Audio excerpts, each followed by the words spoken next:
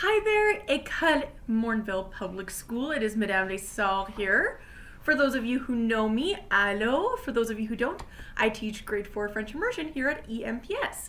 Today, I am here to start off your Invention Day. We are so excited about this. Today, your task is to go through your recycling and to invent or create something using only the materials found there. We hope that the book Rosie, Revere, Engineer that I'm going to read to you now will help inspire you. Rosie, Revere, Engineer, a book by Andrea Beatty. Beatty. This is the story of Rosie Revere, who dreamed of becoming a great engineer. In Lila Greer's classroom at Blue River Creek, young Rosie sat shyly, not daring to speak.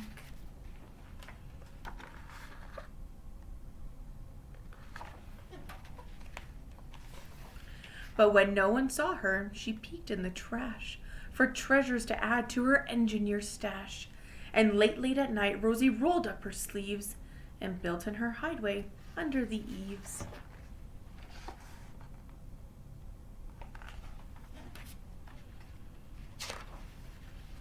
Alone in her attic, the moon high above, dear Rosie made gadgets and gizmos she loved. And when she grew sleepy, she hid her machines far under the bed where they'd never be seen.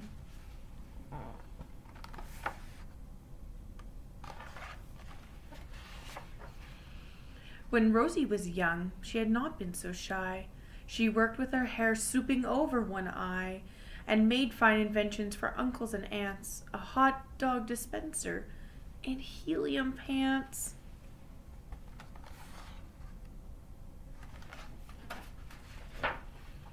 The uncle she loved most was zookeeper Fred. She made him a hat to keep snakes off his head from parts of a fan and some cheddar cheese spray, which everyone knows keeps the pythons away.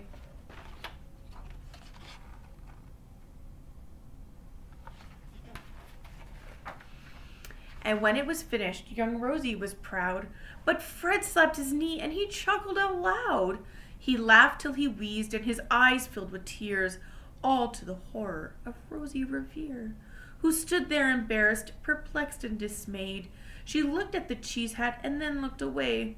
"I love it, oh truly I do," Fred hooted. But Rosie Revere knew that could not be true. She stuck the cheese hat on the back of her shelf and after that day kept her dreams to herself. Oh, sorry.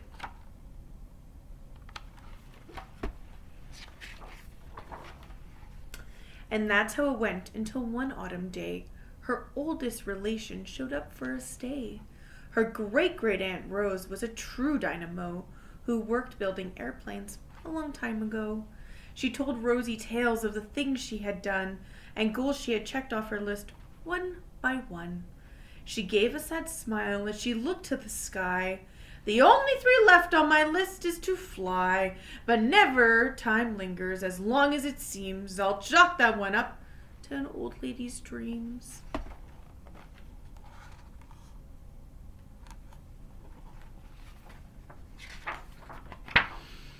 That night, as Rosie lay wide awake in bed, a daring idea crept into her head. Could she build a gizmo to help her aunt fly? She looked at the cheese hat and said, "No, not I." But questions are tricky and some hold on tight, and this one kept Rosie awake through the night.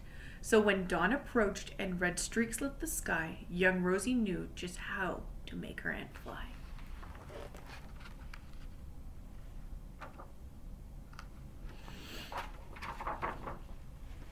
She worked and she worked till the day was half gone, then hauled her cheese copter out onto the lawn to give her invention a test just to see the ridiculous flop it might turn out to be.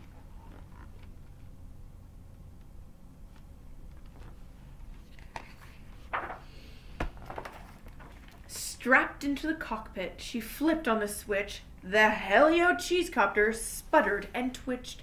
It floated a moment and whirled round and round, then froze for a heartbeat and crashed to the ground.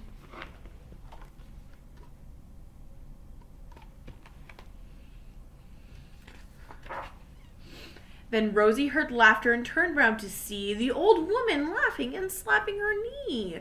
She laughed till she wheezed and her eyes filled with tears, all to the horror of Rosie Revere, who thought, "Oh, no, never, not ever again will I try to build something to sputter or spin or build with a lever, a switch, or a gear, and never will I be a great engineer."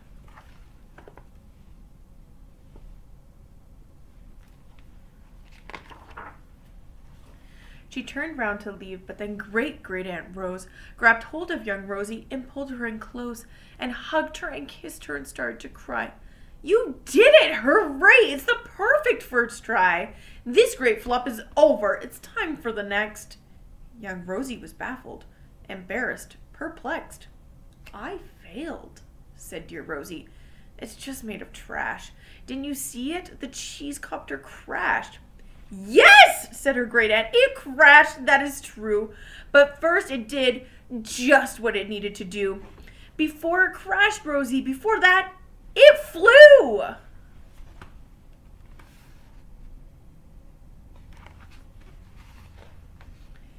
"Your brilliant first flop was a raging success. Come on, let's get busy and on to the next." She handed a notebook to Rosie Revere, who smiled at her aunt as it all became clear. Life might have its failures, but this was not it. The only true failure can come if you quit.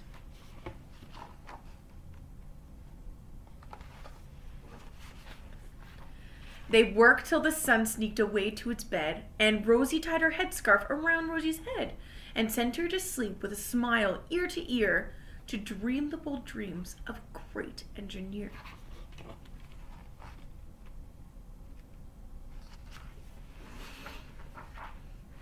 At Blue River Creek, all the kids in grade 2 build gizmos and gadgets and doohickeys too.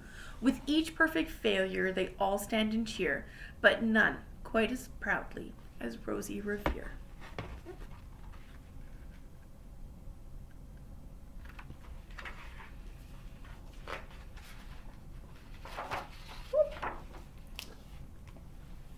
So, this book is absolutely fantastic because I hope that it inspires you to do what you're going to do today. You are going to create and make something amazing. And when you do, I want you to send it over to the MPS Facebook page and we're going to post it for you. We cannot wait to see all the fun things that you invent. And before you go, remember that you are amazing and that all of us here at EMPS are missing you so much. We hope that you have a great invention day, and just remember that you can do absolutely anything that you put your mind to. Okay, have an awesome day. Take care, EMPS.